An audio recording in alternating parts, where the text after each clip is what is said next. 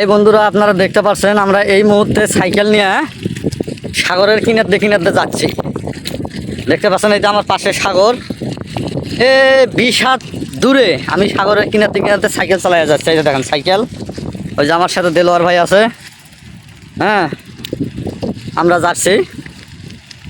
তো আপনাদের দেখানোর উদ্দেশ্য হইলো, দেখেন কত সুন্দর একটা এলাকা, সাগরের কিনারে কি সুন্দর মাটির রাস্তা। বিকেলবেলা আমাদের ডিউটি শেষ, তো আমরা এটাতে এখন যাচ্ছি, রওনা করছি, বাসার দিকে যাব। তো আমি একটা জিনিস দেখতে আসছি, ওই যে সামনে একটা বাড়ি দেখা যাচ্ছে সাগরের মাঝখানে।